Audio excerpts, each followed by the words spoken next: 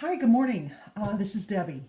It's Sunday morning. Just a couple of tips as I'm kind of going through my refrigerator, making a list or making a mental note of some things I need for the week for, my clean eating habits and nutrition. I also realized that I have vegetables in here that are kind of leftover that if I don't eat them soon, they're going to go bad.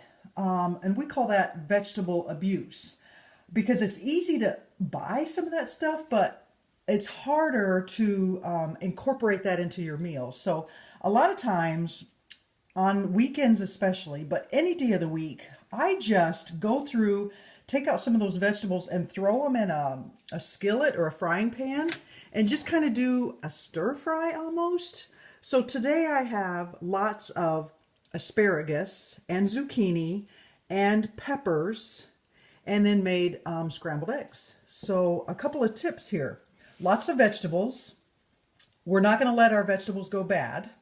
Always have protein with your meal. So my protein is, I've got 2 scrambled eggs here and a huge plate, seriously, of vegetables. I had a tomato that was almost going bad, so I cut off the bad part and just sliced up the rest. And that's going to be my breakfast.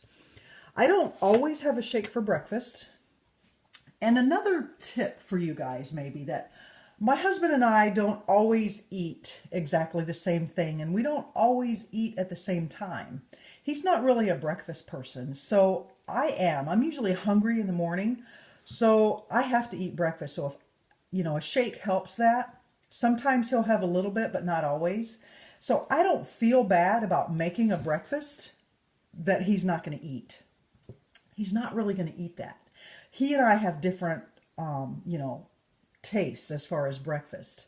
And as we evolve as clean eaters or foodies or whatever you want to call it, we don't need to feel bad about eating what everybody else eats or making food for them and then you eat it too, because we have a wide range of people in our group. Some of us are newly married and have no kids. Some of us have older kids like teenagers and college age. Some of us have no kids at home anymore. That's me. But I remember the times when my kids were super picky. So for me to cook like this, make the effort and the time to cook like this for just myself and then cook for someone else, it's difficult. So I'm not going to kid myself and, make tips and expect everybody to follow those because we all have different lives and our families are different. And again, some of us maybe have grandkids. So that's a wide spectrum of individuals that we have to support. So always remember to support yourself too. And, you don't have to be on the same wavelength with other families in order to do something for yourself for your meal. This is my meal today. It's no carbs, so I'm going to save those carbs for later. And now that I'm back in Michigan, this is my little cheat sheet about my 21-day fix containers.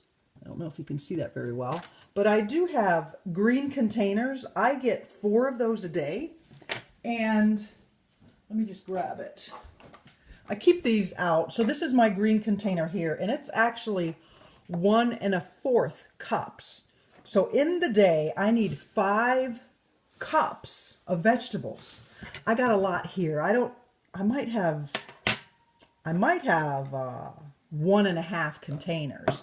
So it's one of my goals is to always try to make sure I get in my fill of green containers. And this is a perfect way to do that for me today. Get my vegetables in. So tips, don't let your vegetables go bad. Make sure you have fresh vegetables. Figure out how many you need a day. I need 4, and I would guess that all of you guys probably need 4 also. So figure out ways that you can incorporate your vegetables. They don't have to be fresh. They can be cooked, frozen. Figure out a way that you can get your vegetables in for the day. Eat protein with every meal. Cook for yourself. Do something for yourself maybe once a day or a couple times a week. And I have this hanging on my refrigerator. And then the very last thing, in northern Michigan or up north, asparagus is in season. Take advantage of that. Asparagus is a wonderful, wonderful vegetable. It's full of lots of vitamins and minerals, and it can incorporate in many meals. Soups, you can saute it, you can grill it, you can boil it or steam it. You can roast it. You can eat it raw. So asparagus is great, and it's in season, so I keep my refrigerator packed with those, but I don't want them to go bad. All right, guys, thanks. I'm going to enjoy this breakfast, and I hope you have a good day.